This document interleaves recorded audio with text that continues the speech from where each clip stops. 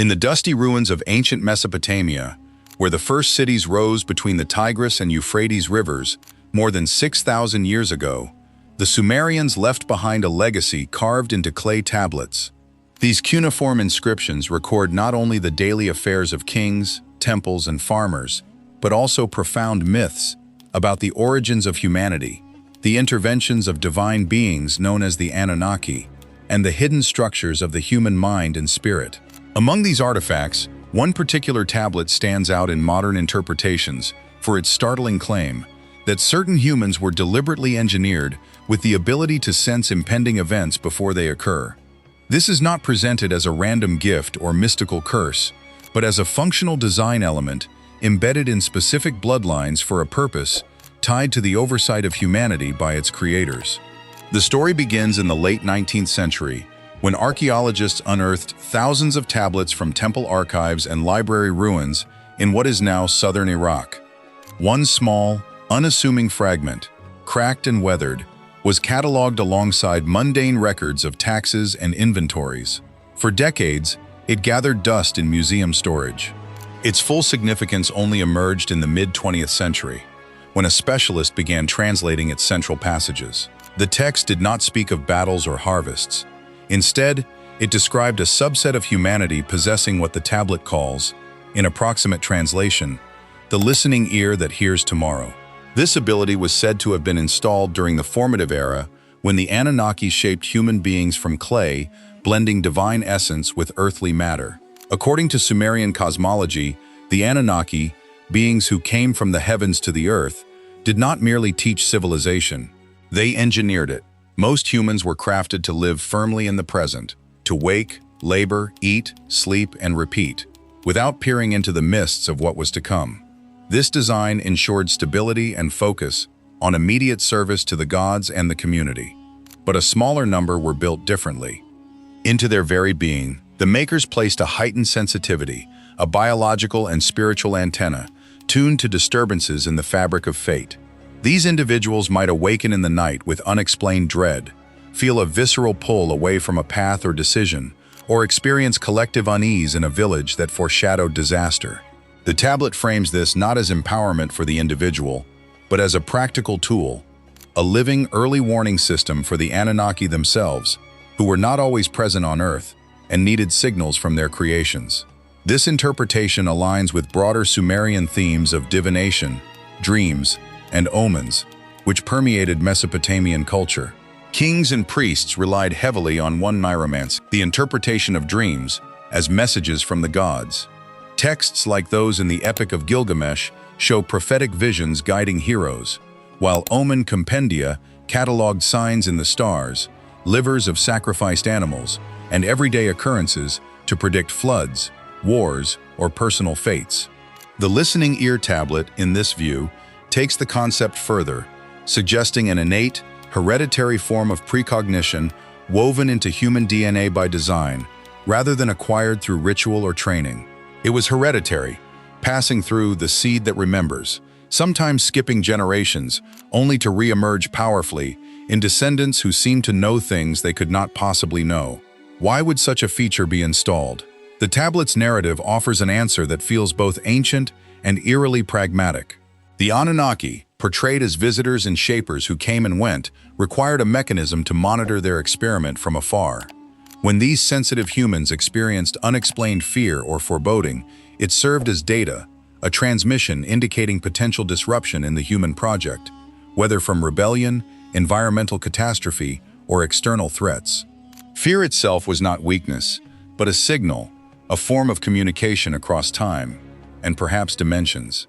The Sumerians viewed these individuals as antennas walking in human form, often unaware of their role, carrying out their lives while inadvertently alerting higher powers.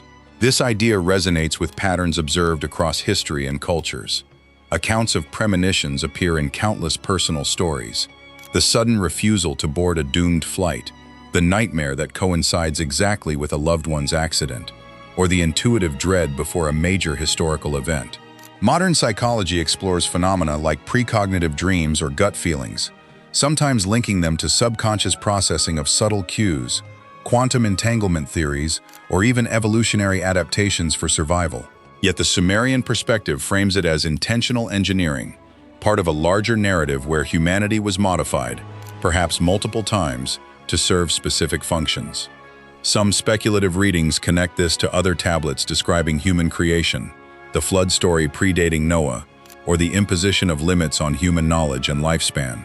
Studies on highly sensitive persons, HSPs, intuition in decision-making, and anomalous experiences in parapsychology echo ancient descriptions. Historical figures known for foresight, prophets, visionaries, or everyday people with uncanny accuracy could trace roots to these purported lineages. In a world of increasing uncertainty, from climate shifts to geopolitical tensions, the idea of innate early warning humans gains poignant appeal. Perhaps these traits persist as evolutionary holdovers or dormant codes waiting to activate. Sumerian innovation extended beyond myths to practical astronomy and mathematics that tracked celestial cycles, reinforcing beliefs in interconnected fates. Omens from eclipses or planetary movements paralleled personal premonitions, suggesting a unified cosmos where micro and macro mirrored each other. The tablet's emphasis on bloodlines parallels royal or priestly genealogies, where divine favor and insight were inherited. This hereditary aspect underscores a stratified view of humanity, most designed for labor and presence, a select few tuned for vigilance. This engineered sensitivity, as described in the interpretive framework of the tablet, raises profound questions about the nature of free will and the boundaries of human consciousness.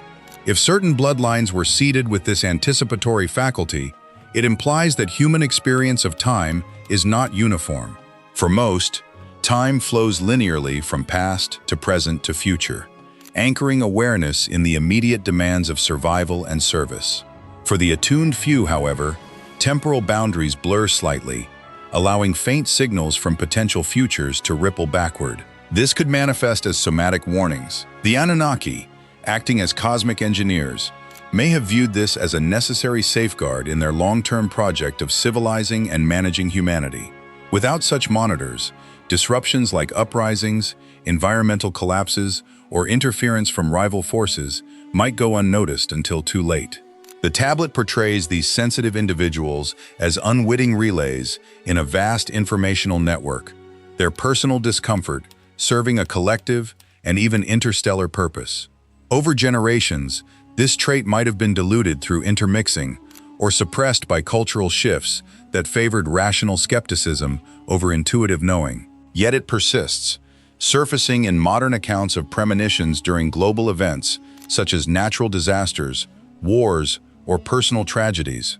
Scientific parallels emerge in fields like neuroscience, where studies on the gut-brain axis and predictive processing suggest the human nervous system constantly forecasts outcomes based on subtle environmental cues. Some researchers explore precognition through controlled experiments on presentiment, measuring physiological responses milliseconds or seconds before stimuli. While mainstream science remains cautious, labeling such phenomena as coincidence or subconscious pattern recognition, the ancient Sumerian view integrates them into a deliberate design. As we reflect on this tablet, whether its details come from a specific Nippur or fragment, or represent a synthesis of divinatory traditions, it challenges materialist worldviews. It proposes that foresight was not accidental but purposeful, woven into existence by intelligences greater than our own.